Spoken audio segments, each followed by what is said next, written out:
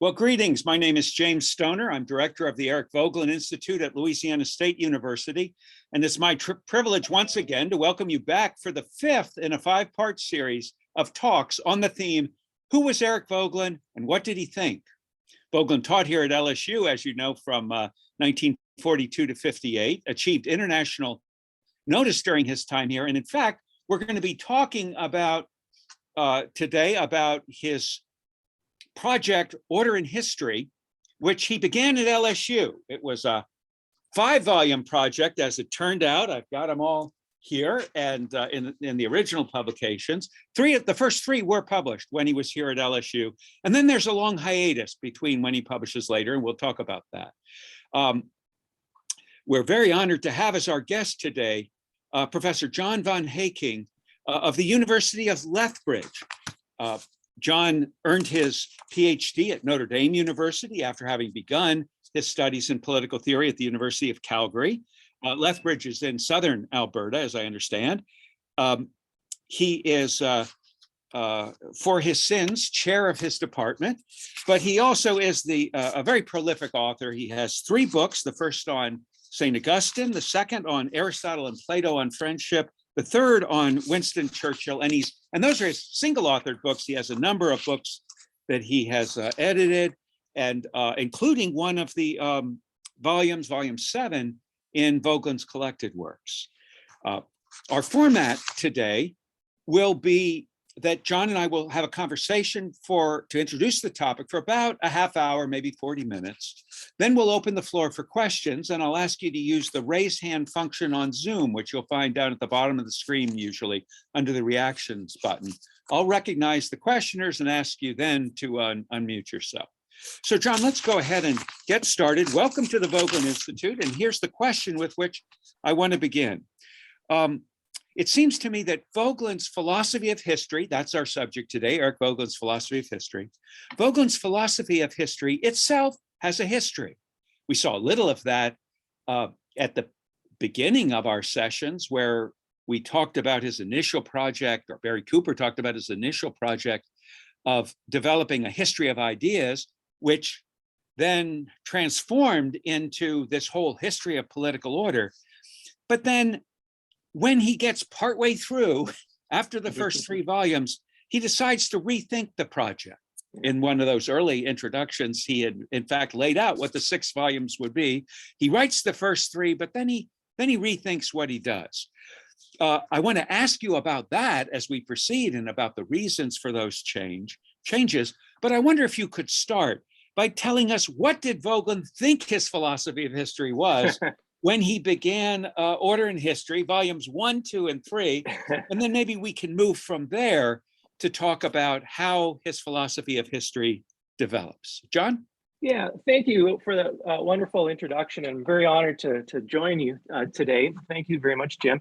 Yeah, what was Voegelin's understanding of the history of his idea in a sense? And I mean, you'll have heard so far by previous speakers that before he published Order in History, he was at work on his history of ideas. And he kind of broke that off, said ideas are not the best way to deal with the phenomenon that he was dealing with. So he moved to symbols. And so he starts off Order in History as he describes it in the first few pages of the selection here in the reader, as a kind of a story of, to use his terms, symbols of political order that move from sort of being compact to differentiated, from a kind of cosmological analog, political societies as analogs of the cosmos, to a more differentiated anthropological understanding, where humanity gains its bearings not from the cosmos per se, but from the beyond of the cosmos. And he proposes to trace those symbols throughout human history. So we see the results in the first 3 volumes. He's got the first volume on the Israelites and the process of that differentiation of consciousness. out of the cosmological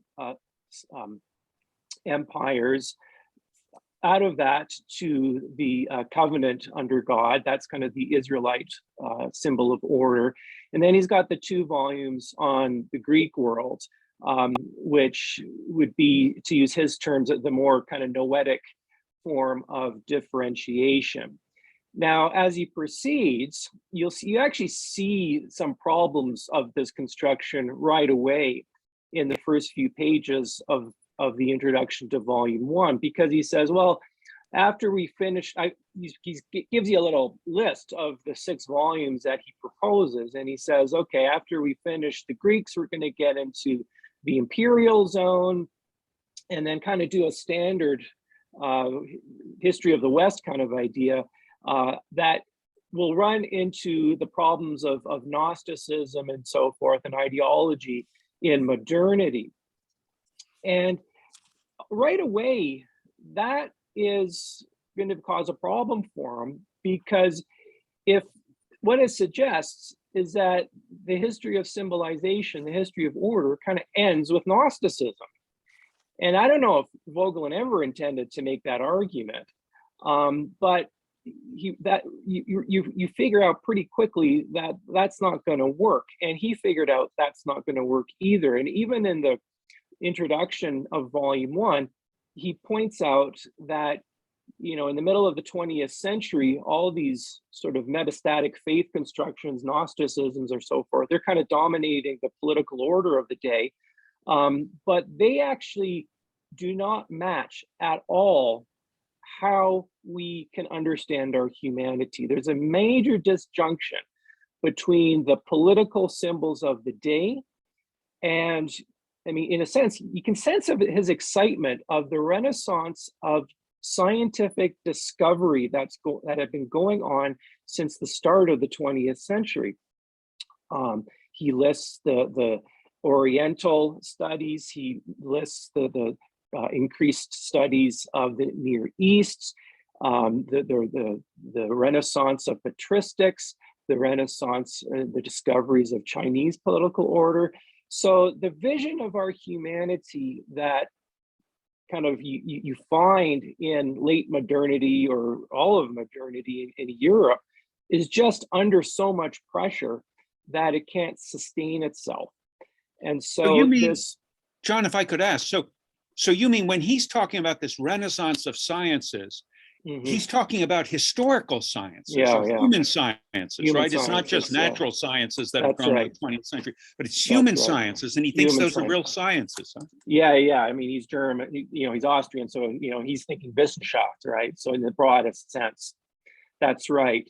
And so the symbols, the dominant symbols of political order that he's pointing to in the mid-20th century when he's starting this project, they dominate the field politically, but they're, in a way, they're intellectually dead at the moment that he's writing it. And so it's his project then, in order in history, to try to, you know, draw upon that renaissance of Wissenschaft, the human sciences, and basically to provide an account of our humanity that moves past those Gnostic kind of formulations. So that's why I suggested that his sort of plan to have a 6-volume order in history that sort of ends with Gnosticism from the very beginning couldn't work, because that's not what he was doing.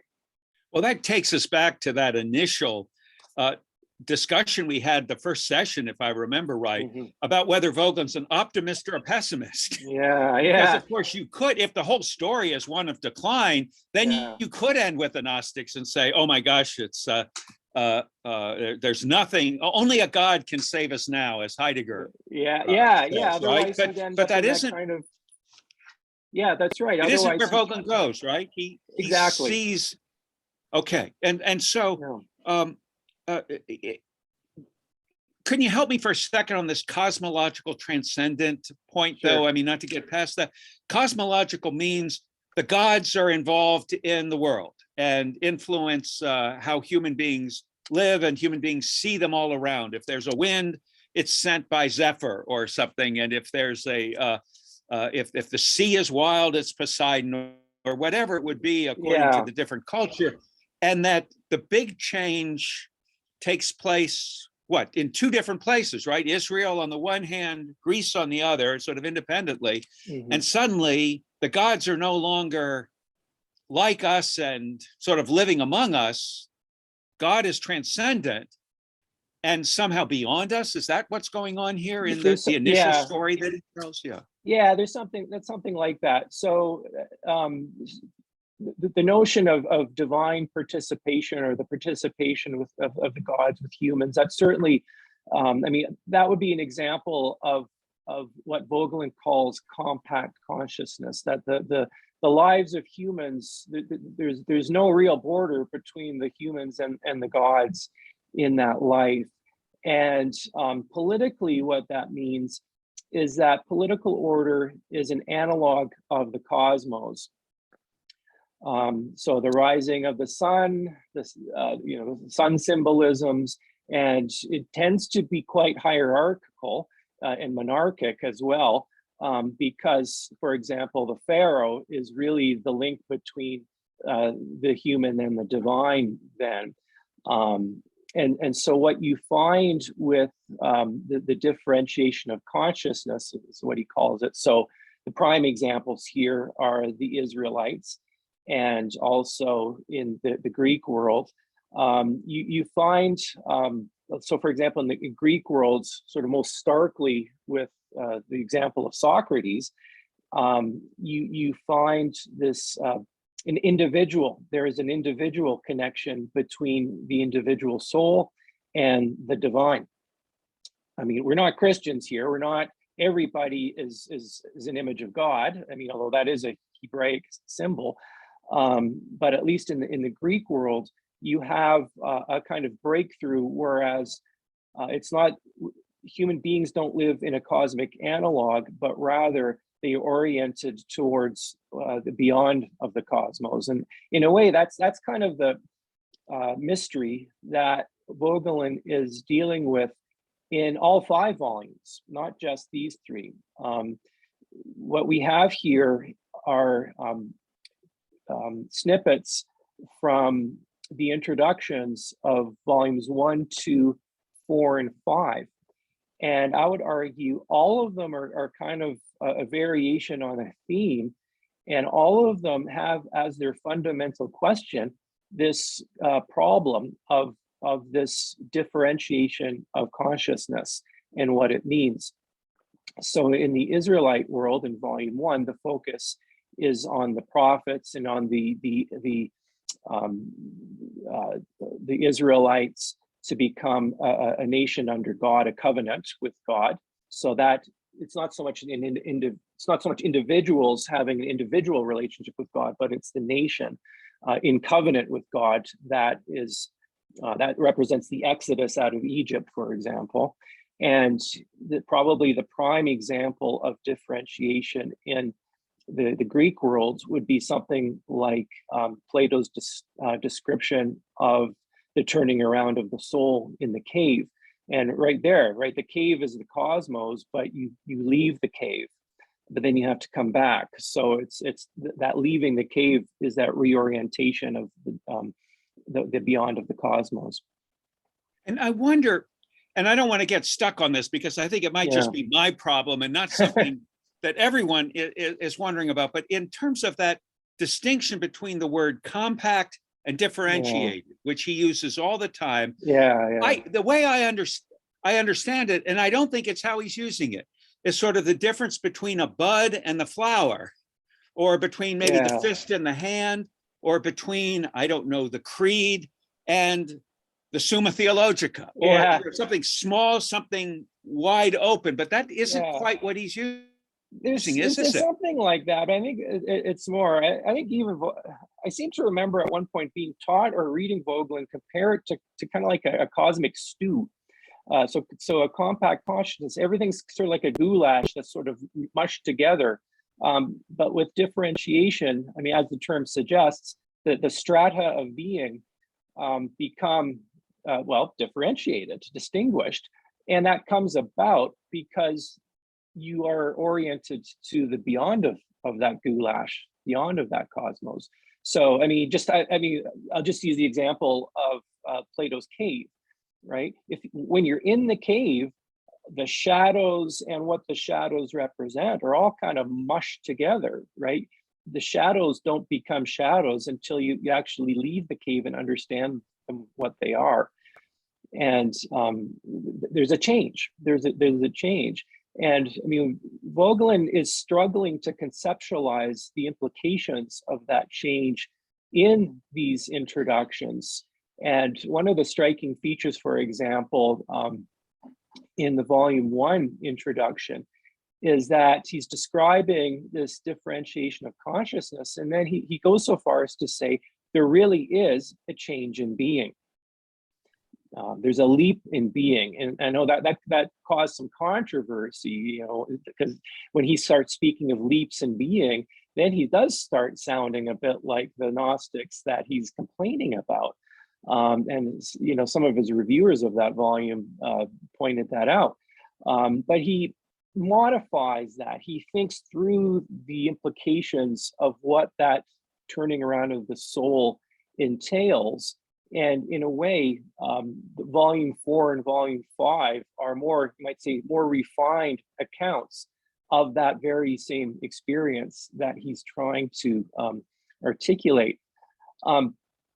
So he's not, I mean, I think it's fairly clear then that with Order and History, he's not presenting a history of ideas. He's not presenting a history of symbols. I mean, even though he does, at least in the early volumes, say that he's kind of using this linear model, he's actually not interested in presenting a history.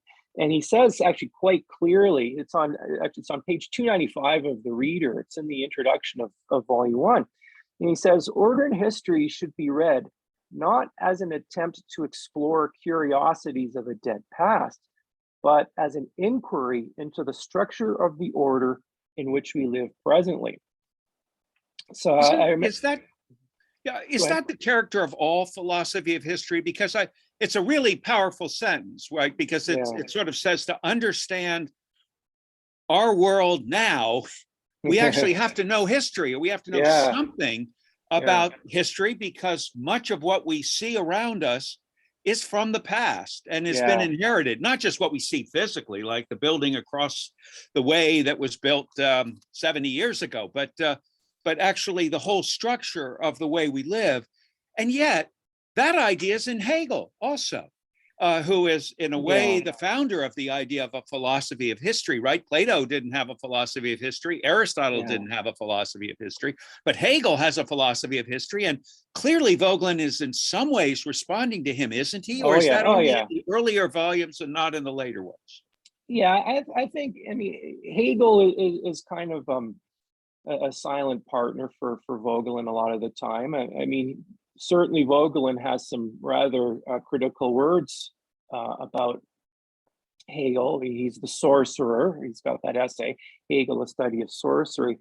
But I think they have different understandings of what history is.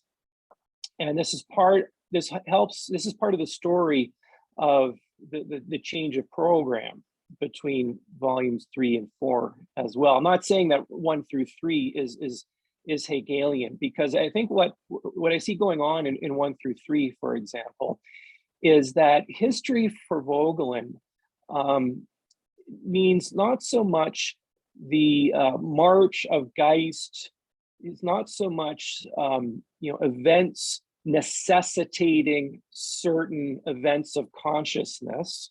I mean, that's more Hegel. With Voegelin, history really is sort of these empirical materials, you might say, getting thrown up, but then it's up to the scientists to make some sense of it and what they mean. So I'd hesitate to claim that Voegelin sees any kind of historical necessity going on here, kind of a la Hegel.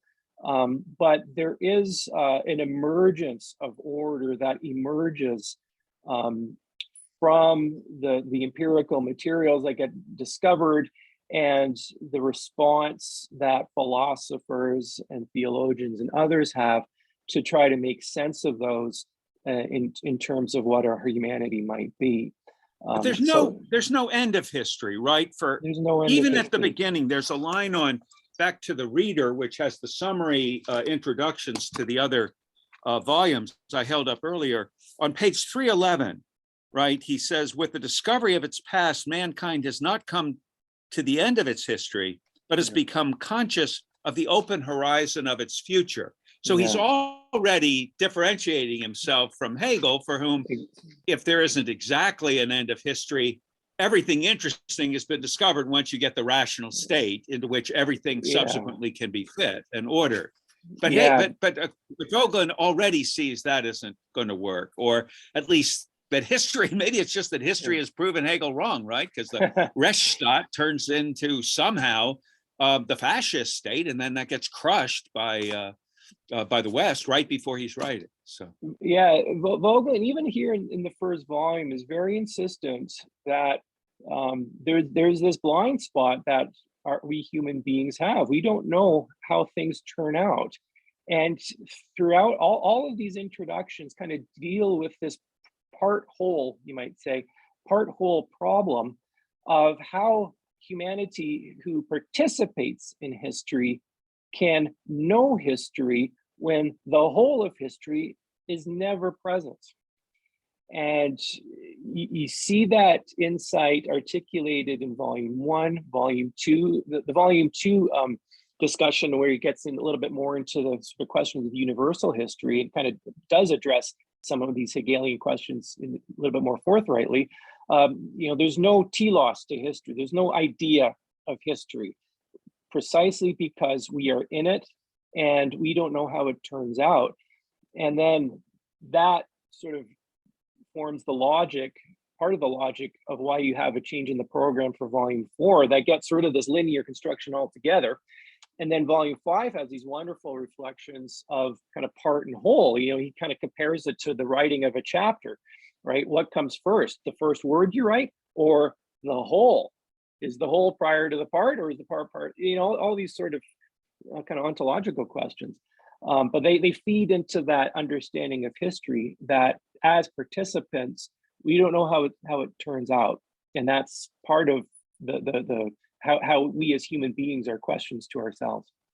Well, that of course, at some level, was what Plato or Aristotle would have said, right? Exactly. I mean, with regard to history, maybe it's not quite the tale told by an idiot full of sound and fury and signifying nothing, but it's pretty close sometimes. And even if Thucydides can give an account of why this war was fought and why that party won it, still it doesn't affect the meaning of the whole. But they had no philosophy of history. Voegelin wants to have a philosophy of history as if it's something about which one can think philosophically, but which is somehow undetermined, as if you're thinking philosophically about a cloud or something like that. Does that work? Or why does he think that's possible? So he's kind of somewhere in between Herodotus, who gives you history, but not a philosophy of history, and a Hegel, who gives you the full-blown philosophy of history. So he's somewhere in between there. And I think it arises, he kind of describes it in volume 4, history as a kind of symbolic form. So something that's greater, so historiography, for example, something that's greater than sort of the summation of events, the endeavor to sort of find a pattern or even a meaning behind historical events. That can only happen, Voegelin claims, when you have these sort of experiences of transcendence. And one of the key ones is, the discovery of noetic reason, right? Once you discover it, there's no going back, right? Once you discover it, that's why you have a philosophy of history. If there's really something new like that, that enters into the world, that's right. Then it's not just people living their lives, empires rising and falling, the great cyclical account. That's still that kind of cosmological account. Once you've encountered the transcendent in that way, or at least made that leap to the transcendent where you can talk about the transcendent rather than present the gods as if they're continuous with human beings, then everything changes in some kind of way, even if it changes in different ways in Israel and in Greece, and then in a third way yet, I suppose, with the combination of those two in Christianity. Yeah. So, I mean, that's kind of the paradox that he's wrestling with throughout these readings in Order and History. Everything changes, but yet you still have stuff happening. You still have the rise and fall of empires. You still have the sort of phenomenon that suggests a kind of organic flow that still seems to be patterned on the cosmos. But the parameters of understanding them, they all change, because the standards of human, the way that humans understand their participation in all of this, that changes. So, for example, in the volume 2 introduction, he's kind of playing between the kind of, the progressivist accounts of history. Those don't work because they neglect the fact that, well, they kind of assume that everything, that reason now drives all of this, which is too strong of a claim according to Voegelin. That's the Hegelian claim. But he also rejects the kind of Oswald Spengler account that it's all just history is all cycles, and it's all sort of based on it's basically kind of a cosmological construction. So he's trying to kind of, in a way, he's trying to go between those in a way. One of those pairings that he develops in some of the later work is between what he calls the beginning and the beyond. And then he seems to link that. Here's another pair of symbols, I guess he would call them, the intentional and the luminous, right? Or intentionality and luminosity. Could you speak a little about that and what he means when he talks about this? Because he seems to want to say it's not that, or this was the discovery, right, that leads to book 4 rather than book 3, is that it's not that you have, as it were, transcended the cosmos. I mean, you've transcended the cosmos, but you haven't abandoned the cosmos. That's right. That's right. So you can become luminous, but you still have to be intentional. Or you can you can encounter the beyond, but you still have to give an account of the beginning. Is that right? I mean, is that what he's doing? That's exactly right. And those are his ways of expressing in terms that are more refined than the compact and differentiated. So, for example, on the beginning and the beyond, he's got a really nice statement on 346. This is in the volume 4 introduction, where he says, although the divine reality is one, its presence is experienced in 2 modes of beyond and the beginning.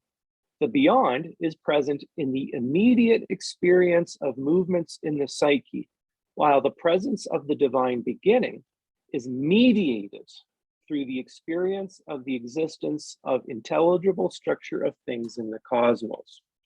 So that's exactly right. The cosmos remain. The great problem with the differentiation of consciousness, and he sees that in the kind of what he calls the metastatic faith of the prophet Isaiah, is that you have this turning around of the soul that is an intense experience, but it can lead you to make a mistake. It can lead you to think that because I myself have been transformed, because the parameters for understanding my humanity have transformed, it can lead you to the mistake that so too the cosmos gets transformed.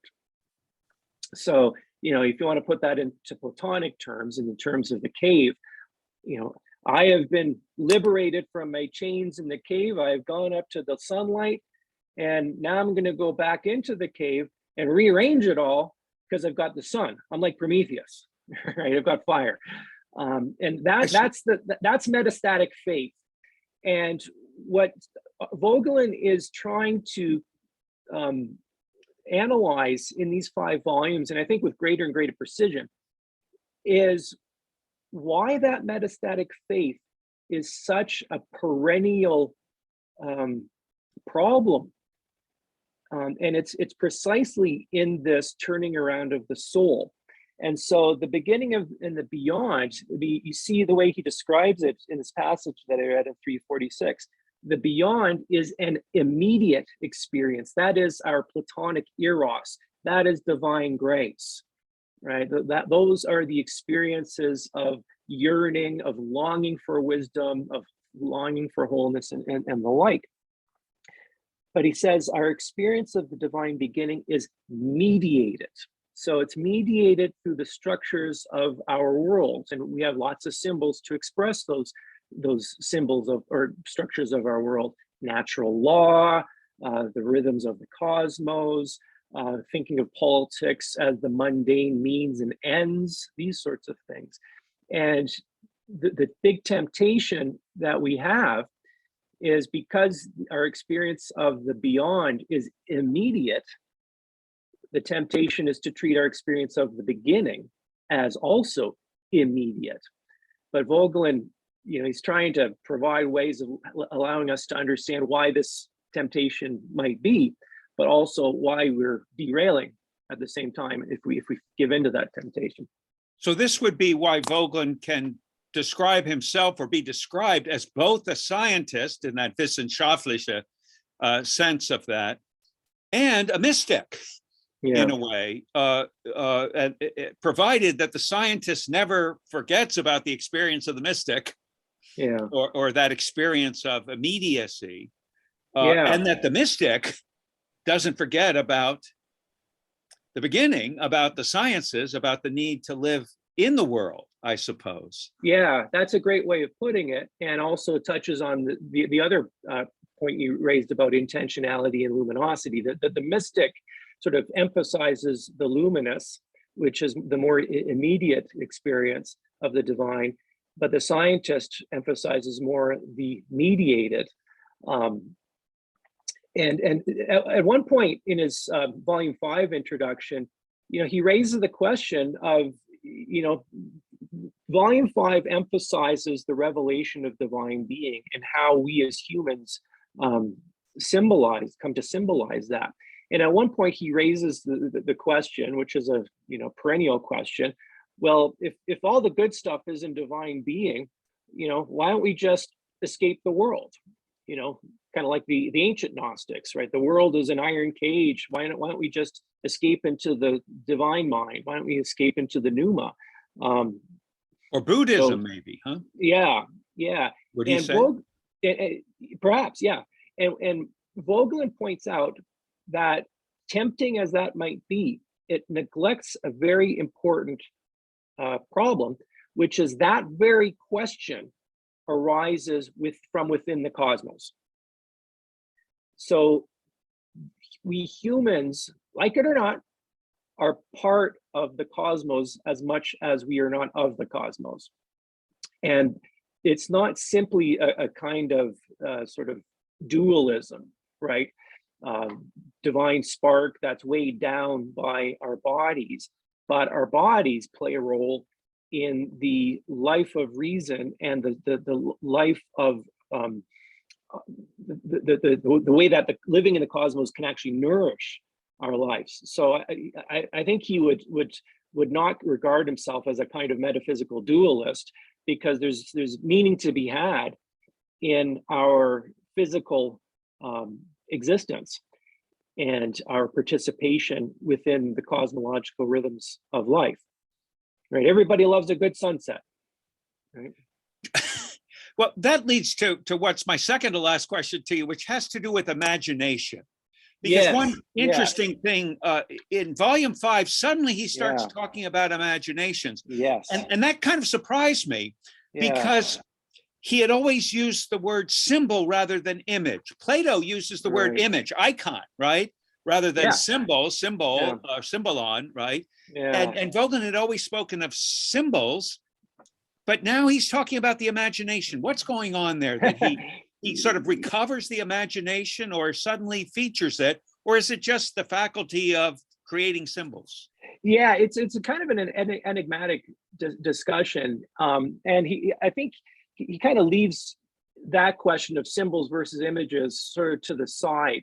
And I think one of the reasons he does that, if I can maybe attribute some reasons to him, is that he doesn't want to treat the imagination exclusively as kind of one faculty. So kind of a traditionalist account of the human psyche would say, you know, we've got our intellect, we've got our appetites and passions, and somewhere in between there, we've got our imagination. I think Voegelin would sort of hesitate to frame things in that way. But what he does say is that the imagination, that's the place where humans respond in a way to the eruption of divine reality, right? There is no epiphany without a human response, right? He gets into these questions of projection psychology and theomorphism and anthropomorphism, and he says you can't resolve those questions of whether these symbols are purely projection, because the human psyche kind of runs deeper than we ourselves are able to even contain ourselves. So the imagination is a place, you might say, a site of our psyche where the symbols, where we engage in imaginative response to the appearance, the manifestation, the epiphany of divine reality. It's a fascinating account because it then leads them into a discussion.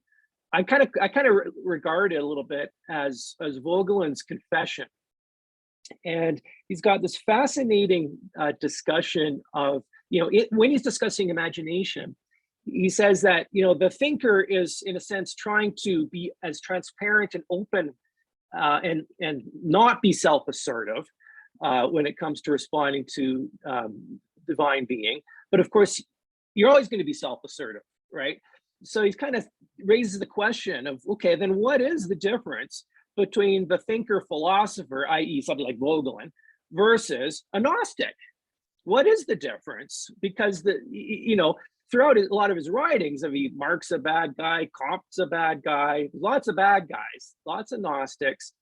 But he has this remarkable statement. I point to page 381, and this is in the volume 5 introduction, where he kind of offers you a little glimpse into Voegelin's own soul, the place of the site of imagination for Voegelin himself. And he says on 381, a few lines from the top, the thinker engaged in the formative quest is a human being plagued by the forces of self-assertive resistance in his soul, just as much as his counterpart, the resistor to the paradoxic structures of consciousness reality.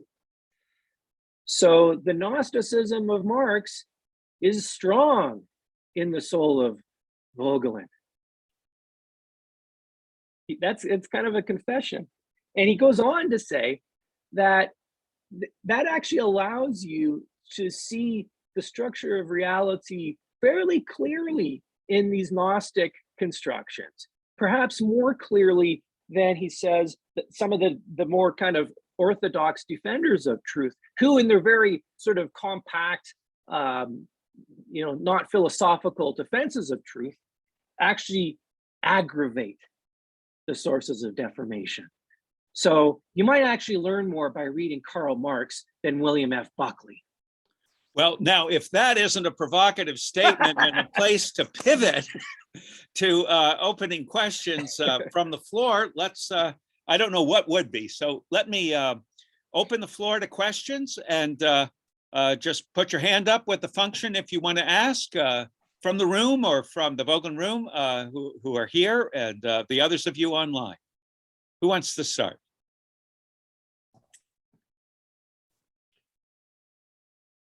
Okay, I see a question from Professor Gene here at LSU, who is actually an oceanographer, or oceanographic biologist, right? Marine biologist, and has been joining these sessions. Gene, go ahead and unmute yourself and ask your question. Nothing. I wanted just to make an inquiry about where the imagination comes from. or how is it labeled in imagination in Vogel's sense? Or for either of you, Yeah. independent of that. Yeah. Well, in these pages, Vogelin is kind of cautious with these questions of where does it come from. So, for example, he's got a discussion about language, and he raises the question, there's people who say that language is purely conventional, and there's people who say that language is purely is natural. And he says that you can't really finally give a straight answer to resolve that question, because none of us are there sort of both historically or ontologically prior to the origin of language, right?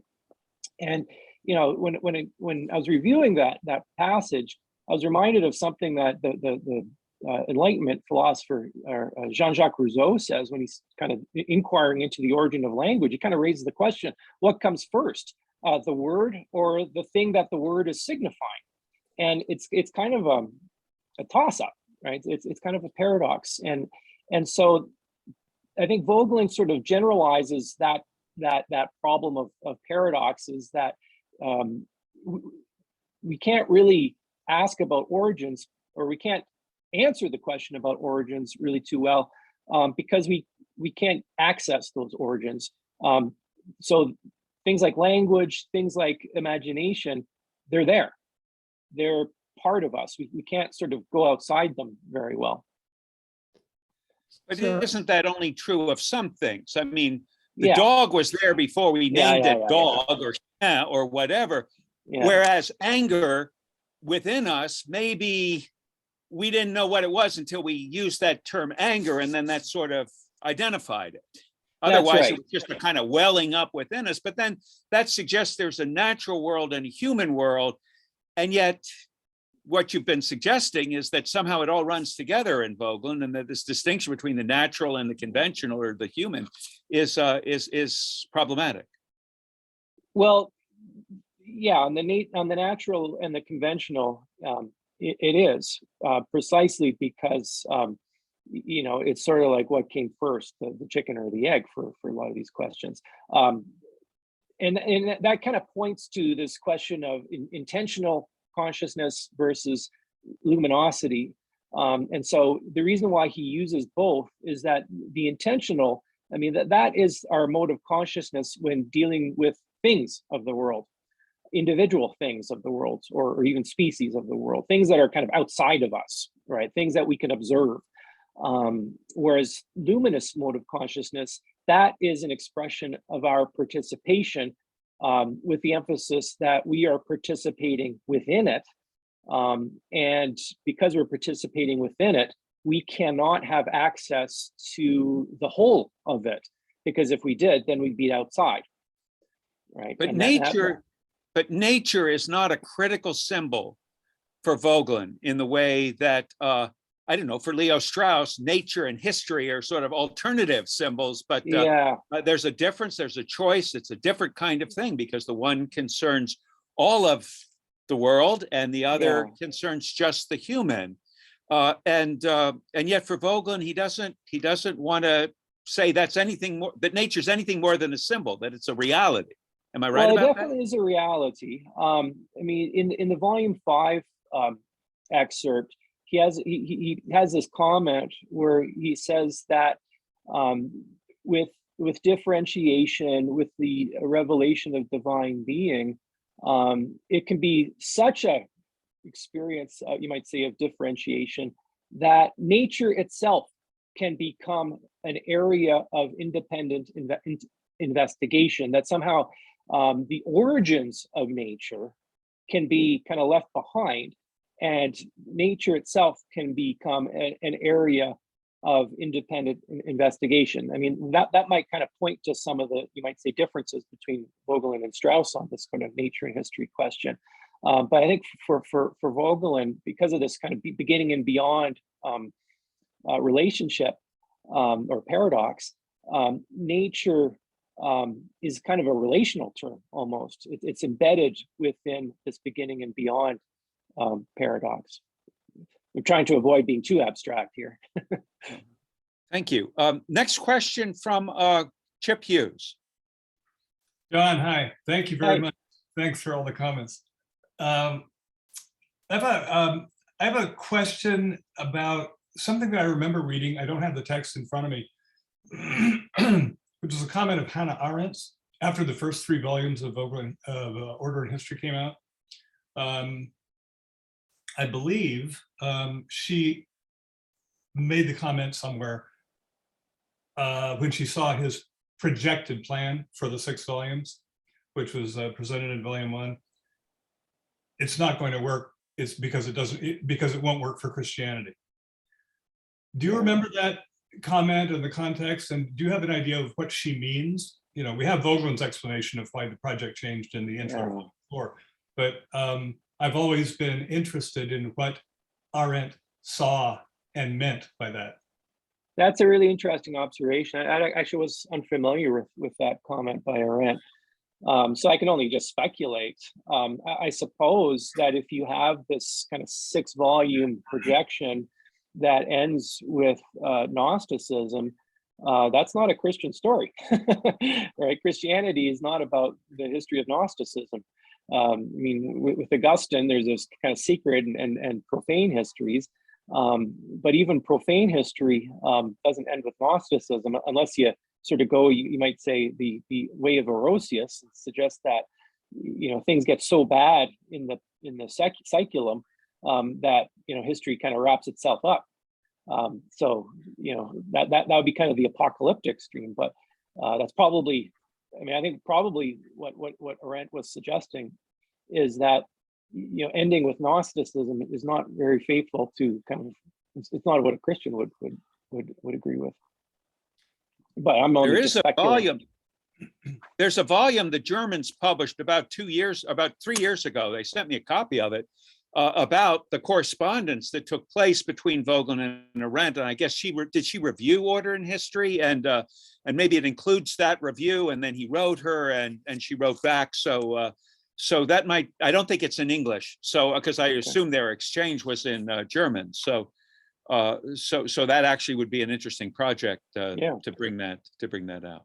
Yeah. Thank you, Chip. Andrea Konk. Yes, hello. Thank you for being here today, for your comments and for taking our questions. I just sort of wondered where either Voegelin himself or where you might see Voegelin's relationship to the hermeneutical project as a whole, because it seems like there are some similarities there, especially about language and history, symbols and interpretation. So I was just wondering about that. Yeah, great question. I'm not the best person to answer it. It has been studied by Voegelin scholars. Probably the most noteworthy contribution would be a book that Eugene Webb wrote quite a while ago, but he's got chapters on Voegelin and Paul Ricoeur, Lonergan, and I think maybe Gadamer's in there too. I can't remember who else, but that would be the place to start, I would say. But they are, I mean, as you probably suspect, Voegelin is engaged in a project that is very similar to theirs. His would be, I suppose, the one with the strongest political emphasis, but there is obviously much to compare. And the Voegelin in Toronto videotape has him and Gadamer on a panel together, right? Oh, that's right. So yeah. that would also be a source to look at that is readily available. So thank you for that question. Paul Carangella is next. Unmute yourself, Paul.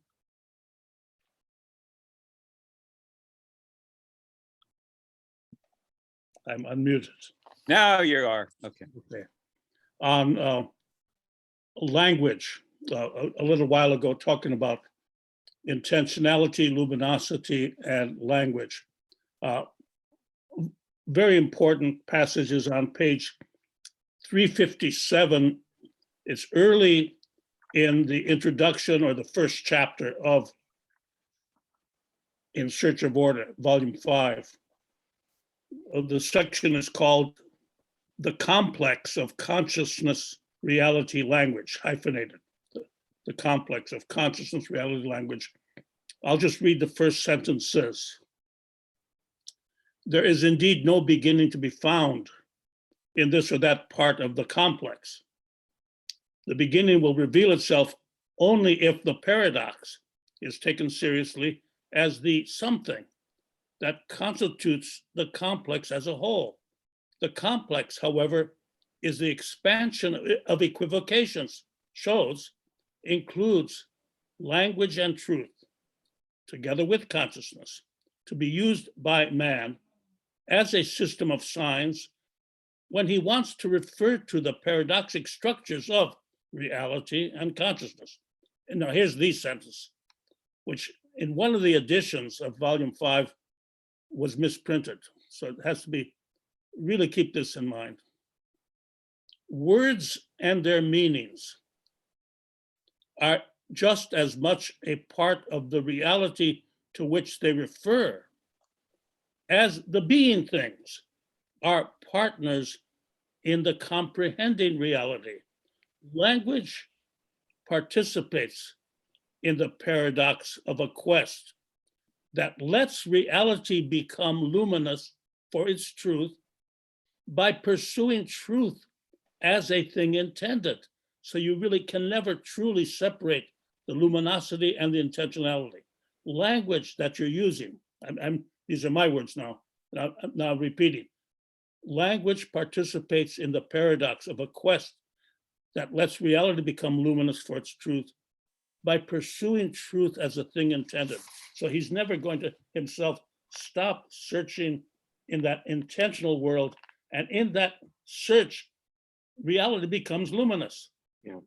So that's a really important statement, Paul. And one of the places where it really gets some traction is in his discussion of the opening of the book of Genesis. yes, In the same reading, because there, of course, is the word. right. And he has some interesting comments on the word as something that is permanent, the word as words as some things that evoke, and then words as vehicles to allow us to understand.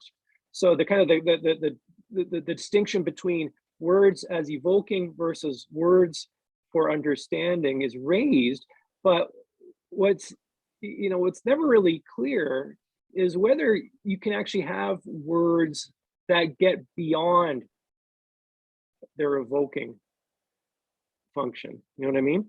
Precisely for the reasons that he says in that statement that you just read. There is always a kind of magical quality of words that they identify or they signify these external realities, but at the same time, they also evoke them. So that scientific function of word versus the evocation function of word is never fully, you can never separate them completely for the reasons I think that are in this statement that you just read. That's very close to what's in the introduction to volume 1 about evolution, in the first couple pages of that introduction too. He never lost that sense of the magic of the word. That's right. That's and I think that's very important. And we shouldn't forget it in reading him, because you have to forget it as you're just trying to be prosaic, being traditional. But then, where's the music? Where's the magic? So yeah, and you can see this magical quality in the very first passages of the volume 5 introduction, where he's describing. I mean, he's describing a kind of a part and a whole relationship. Yes. And he says using the example of writing an essay. When does an essay become an essay, right? When does a word become a word? And it leads them to the idea that, well, maybe there's no parts there, there's no words there until there's a whole there. But of course, how do you get there, right? So it's very quickly in those first paragraphs of the first page of that introduction to volume 5, very quickly he gets it's between me, the writer, and you, the reader. He draws the reader. Are you part of this or not? Are you just going to read this like you're reading just an ordinary textbook? Yeah, there's a community of Yes. community of thought. Right. Thank Yeah. you. The next question is Ghislaine Thompson Uberagua. Have I got that? Probably not quite right. Bill Thompson. I'm sorry. I think you're muted. Let me. Yes, Paul knows me as Bill, but Guillen, I've been using Guillen of late. But anyway, so my past name. John, I'd like you to, if you could say something more about the relationship between symbol and concept as it occurs, within that volume 5 in that first chapter there. You were touching on a little bit, you talked about luminosity consciousness, and then you talked about intentionality consciousness. And, the Voegelin seems to align concept more with intentionality and symbol more with luminosity. So in terms of your understanding of the evolution of Voegelin's thought, how would you assess this distinction between symbol and concept? And is he saying something as simple as the natural scientists, the physical, not the naturwissenschaftlichen thinkers simply use concepts, and the political scientists, the geisteswissenschaftliche thinkers use symbols, or is it more complex than that? Just on the latter point, I think it's more complex than that. Voegelin, I think it's kind of coming out of this Wissenschaft tradition. Schleiermacher, for example, has this speech that he gives where he says that all the scientists have also to be philosophers as well, which is to say that Wissenschaft obliges scientists to know the first principles of their science, and that only that enables different academics to be able to have a community of scholars together, to be communicable with one another, to be intelligible with one another. And I think in Voegelin's terms, kind of as I think Paul pointed out a moment ago, the it and the intentionality are you can't separate them so neatly. They're in all the words, they're in all the scientific expressions. There'll be degrees of emphasis and so forth. So some Wissenschaftler will rely more on the intentionality mode, but they don't escape it. On the concept question, I'm not too sure how to answer that. I don't recall Voegelin using the word that much, and I suspect because it's a very loaded term, especially in German Wissenschaft, it's probably something he'd probably want to avoid, precisely because it kind of connotes a kind of system building effort and an activity by a Kantian, sort of a Kantian superego, as opposed to, it's not a very good term to describe the kind of participatory modes of consciousness that he's outlining here. That's probably the best I can do in terms of how he understands that term. Next is Charles Embry.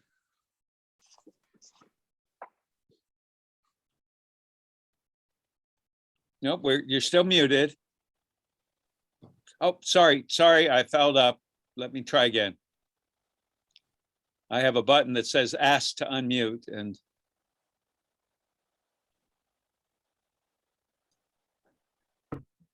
there you go. Okay. Okay, I'd like to get back to imagination. On page 379 of the reader, Voegelin poses a series of questions. He writes, and is imagination as to its subject a faculty of man to create symbols? Or would we not rather have to say that the existence of a way from metaleptic experience to symbolization reveals reality as internally imaginative, and inasmuch as the symbols are meant to be true, as internally cognitive, so that the comprehending reality, rather than man, would become the subject endowed with imagination. Now, I've always wondered about this particular passage where he almost, he asks the question, but he almost makes an assertion that imagination is part of the structure of reality. Comment, John? Yeah, well, I think that's a really important point to raise, and part of what's going on here, and not just in this section, but throughout this reading, is that Voegelin is describing the revelation of divine being. And the revelation of divine being, of course, takes place with humanity's participation and humanity's imaginative responses. But there are times, there's times when he's describing, this is the story of the it reality. This is the story of divine being. We are kind of along for the ride, you might say. And so I think that's one of the reasons why he wants to avoid saying that imagination is a human faculty, because somehow imagination is also part of the structure of it reality, you might say. Part of the participation. Part of the participation. And just below from where you read, I mean, he describes how the imagination is part of our bodily reality, or it derives somehow. And so, if you think of images as having a physical manifestation of, through sight, sound, whatever, those are derived from sensory appearance. Those are derived from our participation where? In the cosmos. And it's in the cosmos where we have that bodily location. So, yeah. No, that's But in terms of point. the it reality, imagination is something else. It's more than a faculty, it Yes. seems. Yeah. Thank you. There's a question from the Voegelin room. These are always the hardest, I've noticed, in all the sessions. So I'm bracing myself. Hello, sir. So I just had a quick question. So one of the ways I understand Voegelin's argument on how he differentiates between divine grace and its ability to show transcendence in the human is that I'm just an amateur biblical scholar, but it's like comparing the prophet Enoch with doubting Thomas in the New Testament. It's because Enoch is directly interacting with God, while Thomas actually has to have his affirmation and actually see the holes of the crucifix through Jesus. So the reason why I state all of this is you can see that though Enoch has the direct relationship with God, Thomas is having to work through his skepticism through human works to touch the divine. Mm-hmm. All throughout the Bible, there's a language, whether it's ancient Hebrew or what biblical scholars believe is the language of God, used to. It shows a consistency that not only transcends human beings, but promotes a constant affirmation on what nature is, on what human beings are supposed to do, and how to properly orient themselves. So my question, I know that's a long explanation, sorry. Is Voegelin attempting to create a language that helps create this consistency, even though our era is just like St. Thomas? Yeah, that's a big question. For the most part, I think that's fine. I'm hoping I followed correctly. Yeah, I mean, so Voegelin sees more continuity between reason and revelation. Voegelin, a lot of his work details, you might say, the revelatory or the acknowledgements of revelatory experiences in reason. So that's why he kind of doesn't like the word reason so much, but he prefers nous in the original Greek. It's more expansive. And nous is our human experience of being prompted. You know, for example, in the discussion of volume 5, at one point he says we will hear the it reality as a command. He actually uses the word it reality commands us to respond. Right, and that is true of the prophets. That is true of the philosophers, and so I think seeing the two biblical examples that you cited, seeing them as a kind of continuum, you know, a question of emphasis rather than sort of opposing alternatives, is probably something that I think Voegelin would endorse. I hope I've kind of answered your question a little bit, and I'd be happy to try to give another crack at it if I haven't. Of course, sir. It's just something that's always fascinated me. This question of creating a language that everyone can understand and affirm what everyone's duty is, or at least we call that rights nowadays from Strauss's points of view. Right. Yeah, good. Let me present two questions from the chat. One is from Alan Kramer, who's still with us. How would Voegelin see Castoriadis's view that the imagination is the source of orientation through the social imaginary that is institutionalized and symbolized? Well, I'm not familiar with Castoriadis, but all I would say is that what the question seems to point to is the question that's central to Voegelin's concern here, which is when or how can you account for deformed symbols that kind of arise from the imagination versus non-deformed, you might say, symbols. And in a way, that's kind of the $64,000 question that he's kind of dealing with, especially kind of near the end of this volume 5 excerpt. And I suppose one of the ways he'd answer that is that we have to be conscious that all the forces of disorder, all the passions, all the, you know, all these kind of libido dominandi, all these sorts of things, they weigh on all of us. And in the end, we may not finally be able to give an adequate account of why we might choose to formulate sort of deformed symbols versus non-deformed. That's kind of in the mysteries of the psyche. I mean, Voegelin's kind of it's kind of Augustinian this way, I suppose. You know, how do you know somebody's in the city of God, or how do you know that somebody's in the earthly city? Well, you know, in the end, you can't know for sure. And that's why you know, that passage that I cited earlier, which I kind of described as Voegelin's confession, that Voegelin himself experiences these kind of libidinous forces. You know, he's got to also experience the good stuff too, but only each of us as individuals can finally kind of make the choice. So and then that probably does. Go ahead. Yeah, the second question from the chat was from Henrik Sousa, who had joined us from Oslo, but had to run off to give a philosophy presentation.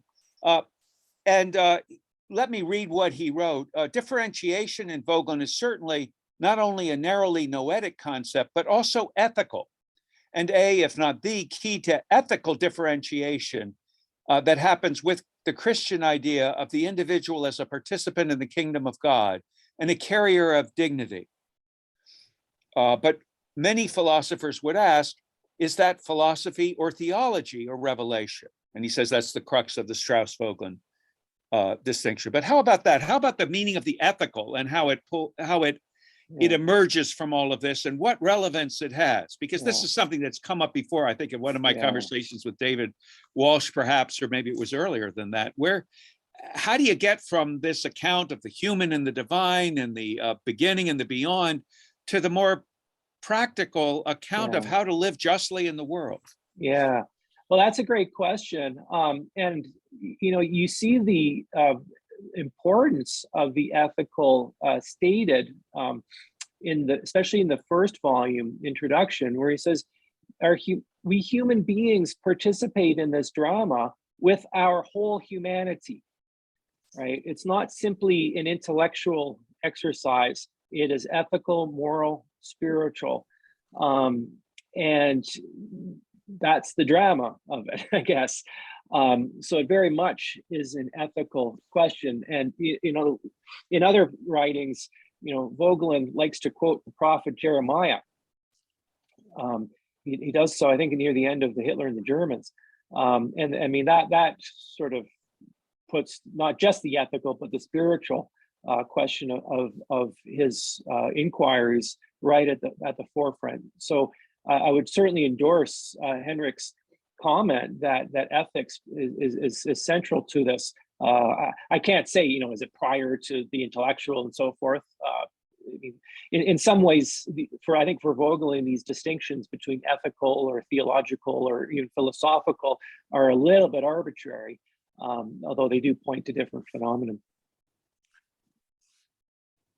Charlie, is there a separate questioner from the room? Yes. So we have another question from the Voegelin room, and then if we have time, we have two people who've asked before who have their hands up, and if we have time, we'll get to them. If we don't, we won't. But I want to get the next questioner who's unique and different. All right, I have a brief question, and that is, are we waiting for new prophets to provide new leaps in being, according to Voegelin? Yeah, well, I mean, he's got this great comment in the History of Ideas where he says that we don't need a new, we don't need another Thomist. We need a new Thomas. So we need a new Thomas Aquinas, and not a new Thomist. I guess in a way, probably Voegelin may not like that question as it's framed. It's sort of like, it sort of anticipates an end, right? There are no ends. And he's very eloquent in the volume 5 introduction, where he says that history is punctuated by all these middles. And for the same reason, that's why none of us can, I mean, Voegelin loved Plato, but he would not call himself a Platonist. You know, he's got this comment in volume 5 where he says, it's not enough simply to reprint the dialogues of Plato. Right, the metaxy, this term that he uses, is an ever presence, and in a sense there are multiple middles, there are multiple metaxes. So I suppose the expectation that he would give us is that it's sort of the obligation of each and every one of us to go about our business and you know, form our souls. Don't rely on new prophets. But there would be a new prophet because it's unended, right? There could be a new prophet because it's unended. Yeah, you can have new prophets. You know, I suppose, you know, would there be an advance on the current level of differentiation? It's hard to see what that might look like. And Voegelin, of course, you know, he's not in the prediction business. And of course, there's lots of people who think that, well, you know, the next stage is AI or transhumanism, which I think Voegelin would disagree with. So you just don't know. You just don't know. Well, I think we've got time now for one last question. One hand went down, so Gillen, that would be yours. That's still up. Well, if we have time, John, you're an Augustinian scholar, and you know, Augustine talks about the conflict between the city of God and the city of man. You know, the two big bulls. And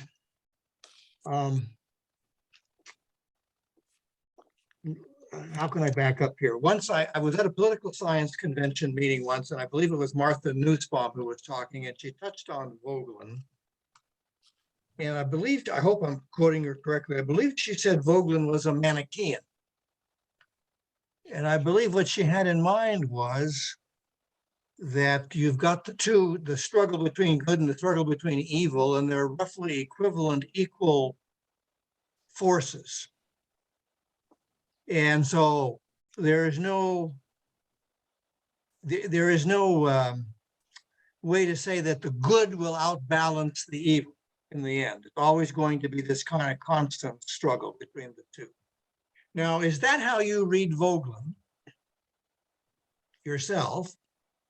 Or have you come across hints within Voegelin whereby he would indicate that the struggle, the forces of good, what he calls in the ecumenic age, the tendency towards transfiguration within history,